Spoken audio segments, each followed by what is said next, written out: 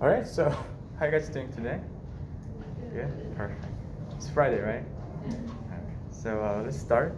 So finally, we finished the chapter 8. So we're gonna run into chapter 9. So this will be the last chapter that you're going to study for exam 2. So we'll be at things 6 and 7 and 8 and 9. Okay. All right. So the chapter 9 is about argine. So this is the something that any compound that has triple bond between two carbons, we can define it as alkyne compounds here. So obviously we're gonna start with the nomenclature first. So what we can do is just try to count the longest carbon chain. So I'm gonna count 1, 2, 3, 4, 5, 6, 7, 8. You probably know why I'm counting the carbon from here, because this is where I want to find the triple bond at the very low local number there. So what I'm going to do is I'm going to do 1, 2, and I take 1 over here. And then this is 8 carbons in the longest chain, so it'll be octyne, because there's a triple bond. So I'm going to put Y in it, so it'll be octyne. And this carbon is in some, between 1 and 2. I'm going to put 1 octyne over here. So that's pretty much it. All right, so we changed it a little bit more. Okay, so you have a triple bond, and then we can try to have a double bond somewhere too over here. Okay? So this is kind of tricky because you have a triple bond, the double bond too, but they also can be at 1 as its local number. Either you count it from here or here, it will have the same number. So there's no priority there. So then if you have a triple bond and double bond in the compounds, what you can do is if they're tied in the numbering, you can choose this double bond to count the carbon. Okay, so in here, I'm going to count the carbon from right to the left, because I put more priority to the position of the double bond over triple bond. Okay, so in this case, we're gonna locate the two things, not just one, but two things. So what I'm gonna do is I'm gonna just copy the octene. Okay, you have octene over here, right? But the position is 1 and 2, so I'm gonna put oct 1 in. So in is like ENE. So this is like your double bond compound suffix, right? But we're not done here yet, so I'm gonna just do EN. So it'll be oct 1 in, and then 3, 4, 5, 6, 7, 8. So we're gonna be 7, right? So then 7, and you just put Y and E. This will be triple. Okay. So this will be the name of this compound. So it'll be oct 1 in and 7 I. Okay. Makes sense, right? So this is kind of tricky because you have two things in the same local number if you count the carbon from the left or from the right. Okay. So if you have maybe this one, okay? If you have this one instead, okay? In this case, if you count the carbon from here, it will be 1 and 1, 2, 3, 4, and 5, and 6, 7, 8, right? And if you count the carbon from here, it will be what? 3, 4, 5, 6, 7, 8. Okay. So in this case, we're going to count the carbon from the left, because if they are not tied in the numbers of locum, if there is the one that has lower, you always choose that position of the carbon first to count the carbon in the longest carbon chain. Okay, does it make sense? Did I? Okay, good. So then in this case, I'm gonna count the carbon from here. 1, 2, 3, 4, 5, 6, 7, 8. Okay. So in this case, it's pretty much the same. Oct right? And then this is 5 and oh my. So this would be 5 in, and this is the 1 I. So because I want to count the carbon from the left, because in this way we can have a lower number combination for those two locations. But if it's tied, you put the double bond as the lowest local number. So that's how you can decide which carbon you need to start counting in the longest chain. Okay. Okay. All right. So the just if that is the case, just a little more things. If you have this one over here, right? Okay. Then there'll be 1. We still count the carbon from here because this one is close to the end. So it'll be 1, 2, 3, 4, 5, 6. So this is the same, right? You just need to put like 4 methyl of 5E and 1I. Okay. So just the prefix still stay the same.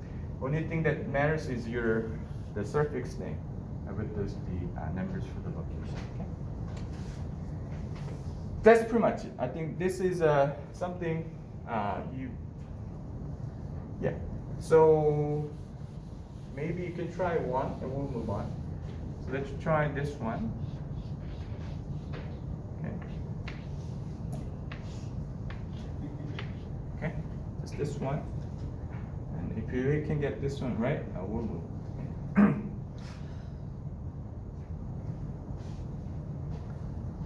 Okay, about one or 2 minutes.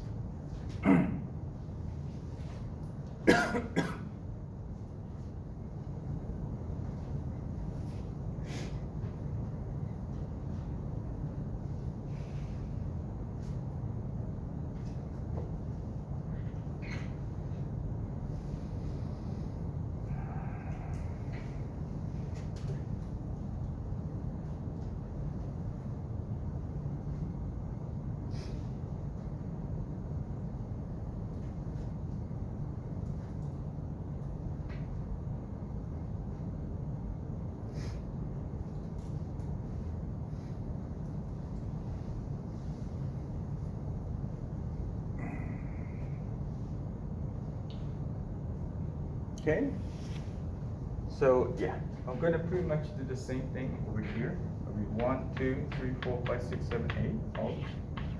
And I'm gonna count the carbon from here because if this is close to the end, then double bond. If it's tied, could have been actually here, but it's not. So we're gonna do 1, 2, 3, 4, 5, 6, 7, and 8. Okay. So then, oh, actually, it's pretty much the same.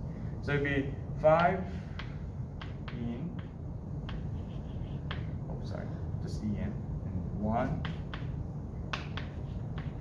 YNE, and we have 2 methyl groups here, additionally to your base. So it'll be, but there's 2 same things, so it'll be 4 and 7 dimethyl of 5E and 1I. Seems okay, right? Can I move on, right? I can move on. Okay, looks good. So we're done with the nomenclature now, and then we're gonna learn about how you're gonna use the alkyne, or how you're gonna make it, what we can do with it in here. So if you have some, okay. Those two are phenyl groups. So we call this diphenyl ethylene, because it's the double one over here, or you can say stilbene. But you can treat it with some bromination. Okay. We learn about the bromination, right? So then what you can do is would be you have this brominated compound. Okay. As I mentioned, this cannot be easily brominated because the conjugate, but we'll discuss in over 2. But anyway, this is what you can do, and you can treat it with the strong base. Okay, strong base. So what happens to this one is they actually have an implied hydrogen over here. Okay, so if you treat it with a strong base, it means you have a lot of hydroxide anion coming in. So what it does is they try to grab the hydrogen here, and then this will become water, right? And then this pair of electron were previously in this covalent bond goes to there, and that makes enough push to make this bromo groups leave. Okay. So then you're gonna have the double bond with the bromine over here, right? Okay. And then we'll do another hydroxy group coming in. I'll grab this one, and then this will goes to there, and this will leave. Okay. So if you do this twice, what happens? You can have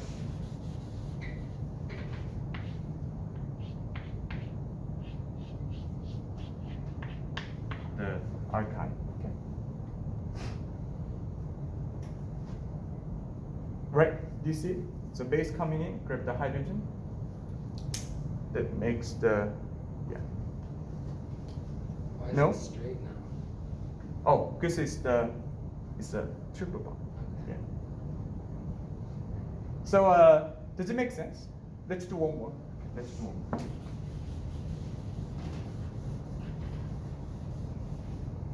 So you can also treat it with the some of the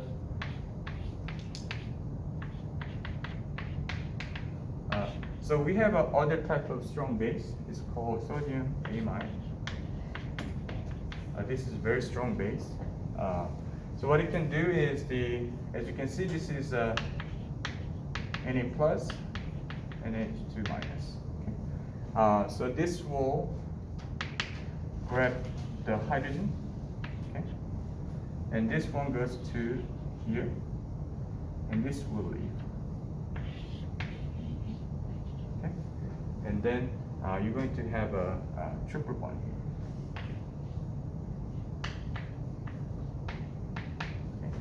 So does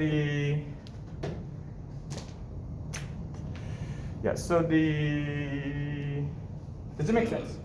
Yes. Kind of. What happened here is either you have a halogen group on the alkene or alkyne. There is the one hydrogen that can be taken by the base, because base wants to always accept the protons, right? So that makes those two electrons nowhere to go. Nowhere to go. They no place to go. They go to the other next neighboring carbon. They make triple bond, but that makes the push on this one because we're gonna learn this in chapter 11. There's a halogen group on the organic compound. It's relatively speaking very good leaving groups. So we're gonna learn about the substitution, elimination in chapter 11. But this is what happened because it could be easily leave the compounds, so you can form the triple bond. Okay? So I hope kind of makes sense though. We haven't got to the chapter 11, but this is somehow we can make some alkyne.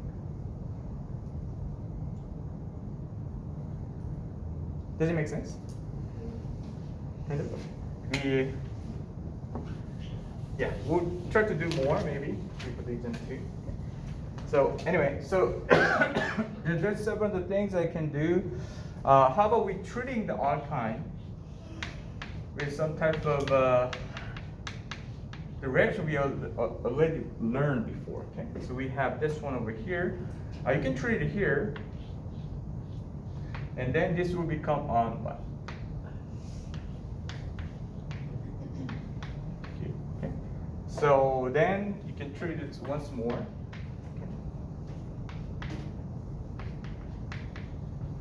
And then you can have this one.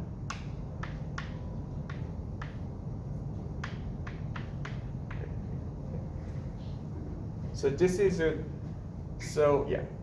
quite similar to what we did before. This will have put it over here. So what happens to this one? They break this. They goes to one of those one pair of electron triple bond.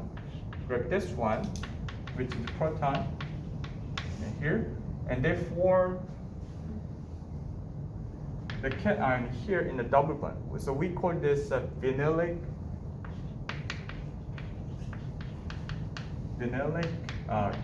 carbocation. So vinylic carbocation form in here, and this goes to there. That's why there will be here, and rest. This is pretty much the same. You know, this one goes grab this one again. Bromine goes to here, and then the key point here is the also try to remember what we did before. The bromine will be on the carbon on here, not the terminal carbon, because of their higher stability of the carbocation. Do you guys remember this, right? Yeah. So they're not going to be like here.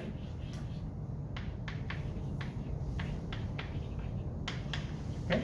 This will be quite unnatural to what we learned before. Because the carbocation stability we learned. Do you guys remember this, right? Okay. So this is what happened here. So same thing with the chlorine too, pretty much. But we can do it when with here, okay. And then you can try it with HCl, okay. Some organic solvent there, but this is what mainly what we're gonna do. You do it again. Eventually, you're gonna get.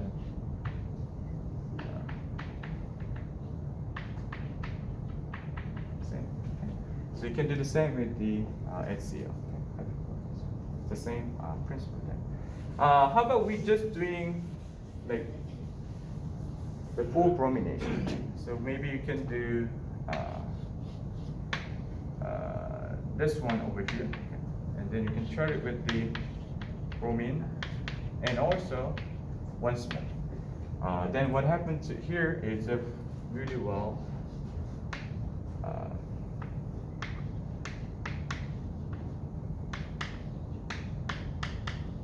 You guys remember this?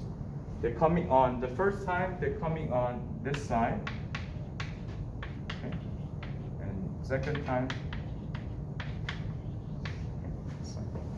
So that's what happened. Okay. All right. So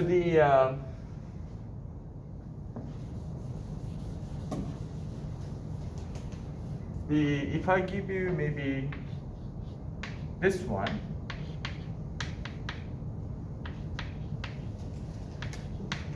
Can you guys do this real quick? Yeah. It's just real quick, and then we'll move on.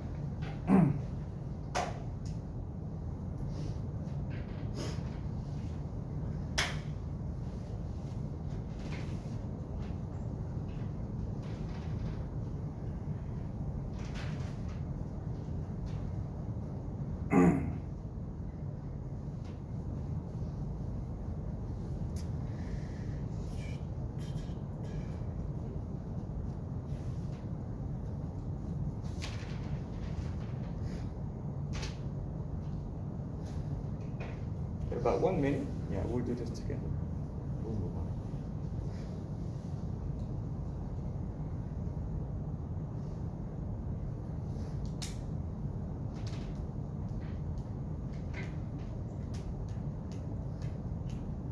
Okay. So yeah, just I'll show you the answer right here. We can just do here, right? So. On your example, it just looks like this, right?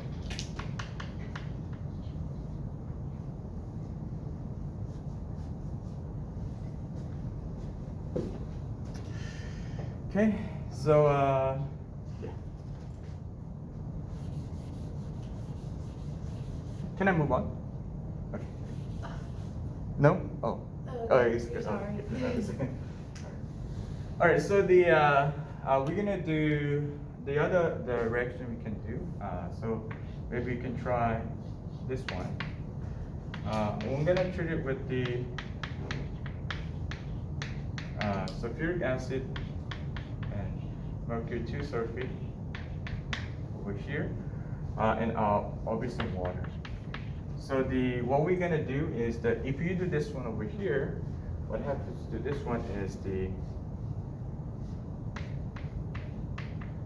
this one. Okay. So once again, you don't have to know the mechanism, but what's happening in here is they're going to have this one, okay, and then this will we're going to here, and then this will become positively charged, okay, and then this one will be attacked by water.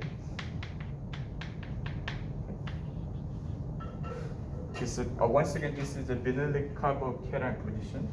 And then if you do this one, this will be, looks like this one, okay? And then later, another water comes in and tries to grab this one. So this goes to this one. So this will be gone, and this will be neutral. So you have, this will leave at the same time. And then you're going to have a double bond and the hydrogen group on these two carbons over here. So you have the hydrogen group on this carbon, and they're now triple bond to the double bond here. Okay. So this is the what we call. So this is a hydrogen group. So do you know if any compound has a hydrogen group is alcohol, right? Do you have any compound that with hydrogen group is alcohol? So this is O compound, but double bond is what? ENE, right? Okay, ENE. So if you have a carbon that has the hydrogen group with the double bond, we call this eno. This is the double bond and the hydrogen group there. Okay. And then I'm gonna tell you just one thing here is that whenever you have eno, okay, if you have some type of this type of eno, okay, they will actually they wants to switch to ketone here with some additional hydrogen here. Okay, so what happens to this one is, so this is ketone because do you see this carbonic groups with the two R groups there, okay, two carbons over there, that makes the ketone compounds. So we call this ketone. And then this is common. Once you have an eno, they automatically become ketone. So we call this this is an eno tautomer. This is a keto tautomer. So when they transform into the keto tautomer, we call this eno to keto tautomerism.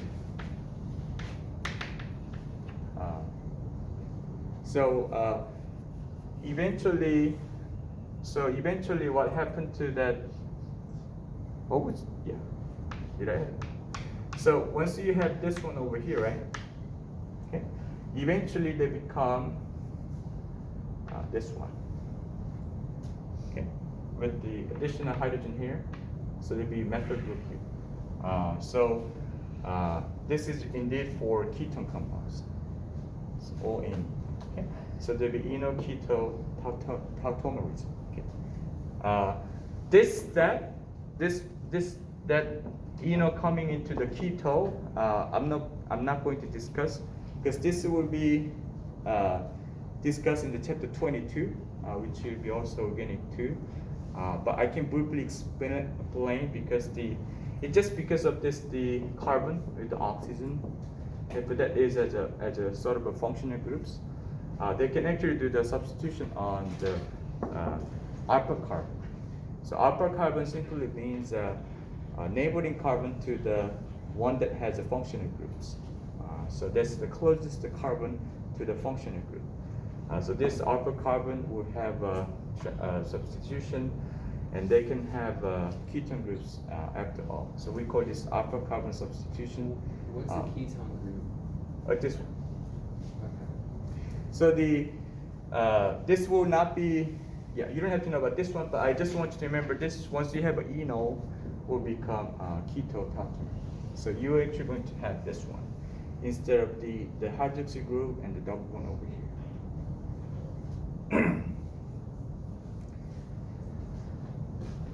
Okay, makes sense, right? So just that was why we have this one over here. Yeah. Okay. All right, I will give you actually one example, so you can try. We'll do this together. Okay? So let's try to do.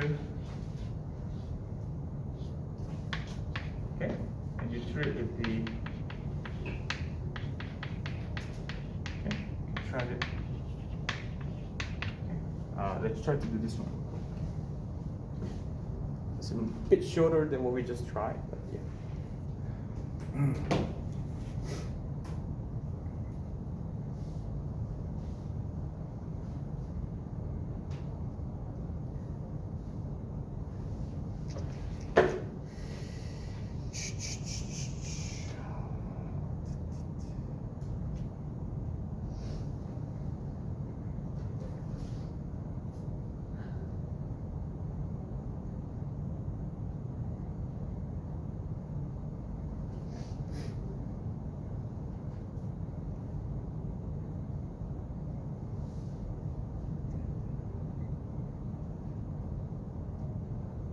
Okay, about 1 minute, we'll do this together.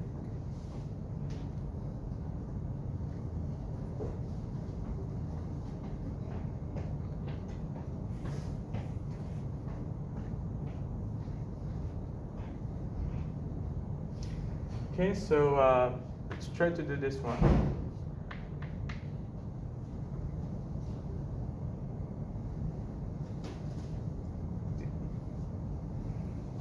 Did you get it right? Yeah. So, yeah. That's the So, answer? yeah. So eventually they could, this one, right? And they goes there. So it doesn't stop here because of the ketotautomerism, or we count one. That one.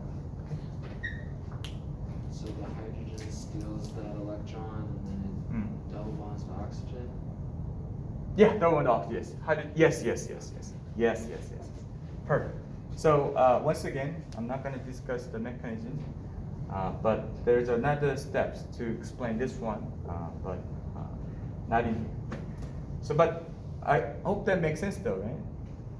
Yeah. So, does it, you're saying it goes from that, like, oh wait, the Mhm. enol? Yes. So is that like in between that? Yes. Okay. Yes. Because they always tend to be a ketotautomer from the enol. So there is some hidden mechanism I didn't tell you, which will be discussed in 22. But this is what happened as a final product, yes. So Okay. be keto. Yeah. So if you have I can show you another one. If there is some in the between, okay, in the between, then there'll be two, because they either can be this one, because there's no preference on it.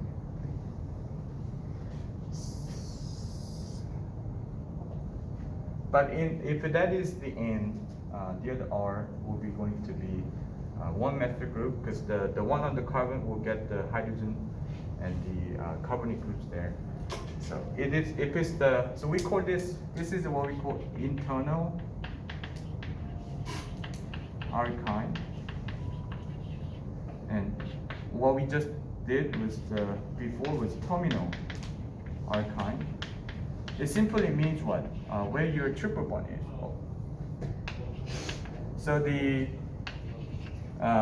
internal alkyne means you have a triple bond in between the carbon chain. Terminal means it's at the end.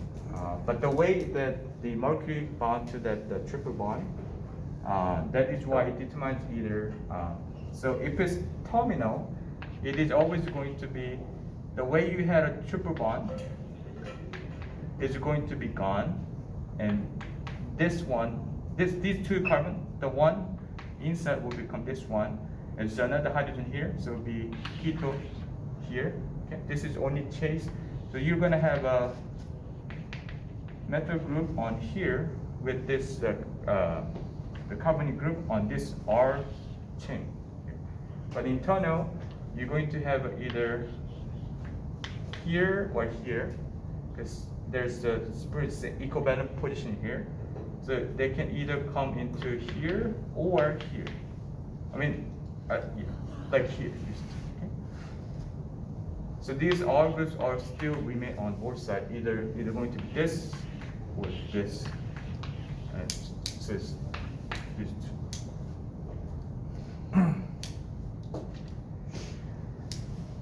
Okay.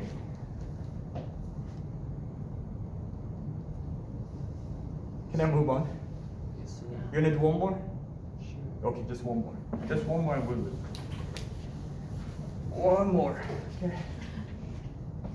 Yeah, I mean, I totally get it. This is kind of, you know, there's a lot of steps you need to know. But eventually you will get this one over lots of problems.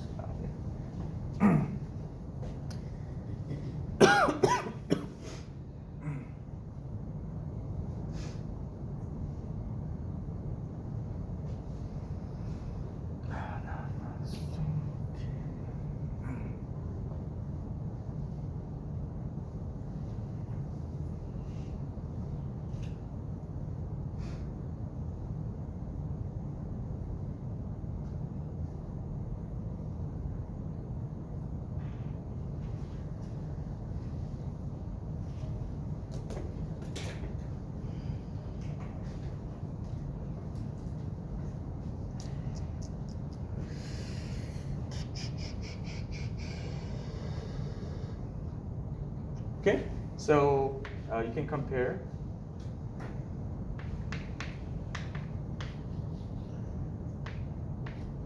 Okay. Yeah, so the trick is makes sense, right? Okay, yeah, good, right? Okay. Yeah. So the trick is try to remove this one and make these two. If it's only n, there's only one. This is the method group. That's the all right. So I'm just gonna do one more. I was finished here because I don't wanna I don't wanna do too many. And also, we're actually really good in pace because this is the last chapter. I think I can finish this chapter by Monday or maybe early like Wednesday. That means we still have more than 2 review sessions. So that would be quite, because you know when we have an exam too, right? April 7th and 9th, okay. Either Wednesday and Friday. So yeah, so we should be good, but hopefully if you can sometime over weekends or sometime, it would be great if you do the review before you come to the review session or the exam preparation. So okay, anyway, so this is one more I'm gonna do today. So do you guys remember this? The borane? Okay. And then I'm gonna treat it with the hydrogen peroxide again. So here, I'm gonna do this because this is quite slightly opposite to what we just did with the mercury sulfate. So what we're gonna do is the way they approach this borane. Okay. So the way they approach is that they don't want to attach on the bulky groups. So if you look at this one here, this is the more bulky side to the borane, right? So they're coming into this side. That is why, in this case, you're actually going to have borane comes to in here. Well, actually, there's some of the compounds linked together. I'm not going to do that way. And then this is where they're going to replace by what? The hydrogen peroxide. So this is actually a place that we're gonna put hydrogen group over here. Okay. So if it was mercury sulfate, it could have been here, inner. But because of how the boron attached to approach to the alkyne, this is less bulky. There's much more space for them to approach, and later will be replaced by what? Hydrogen peroxide, leaving the. Do you guys remember this? We did this too before. Okay. Anyway, so this one becomes what? Enol, and eventually you can think of what will become carboxyl group. Okay. Carbonyl group. Sorry. So if that is the case, this will become what? Not ketone, but aldehyde. Because there's no R group on the right side. It's hydrogen. So R carbonyl groups and hydrogen is we call aldehyde. So this is the difference between using boron or the mercury 2 sulfate. So when it deals with the terminal alkyne, like you have a triple bond at the end, the mercury will make the inner carbonyl group, so it'll be one methyl group with the remaining R, and this one will be just the terminal carbon will have the carbonyl groups, so only leaving one hydrogen there. So that makes the aldehyde if it's the terminal alkyne. Okay. So let's try one simple question here, or we'll finish for this one. Okay, this one.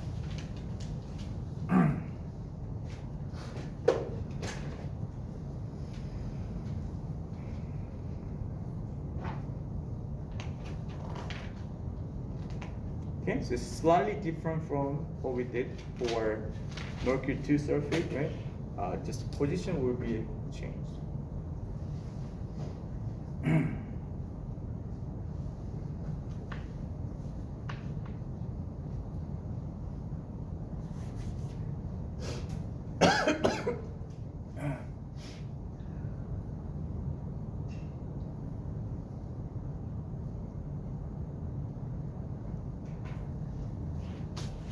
Okay, so yeah, let's double check with.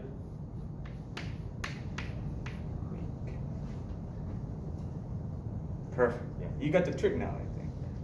So once it become enol and goes on, and yeah, the key should be key to tautomer, but there's no R, so it become actually R. Dr. Cho, Yeah. what is the THF? Oh, tetrahydrofuran. Oh yeah. Remember, yeah. That's organic compounds. It's very common organic solvent. Because sometimes you have to use organic solvent to what? Because some molecules just don't dissolve in water, aqueous solution. Then you need to use it. Alright, so I'll just finish here.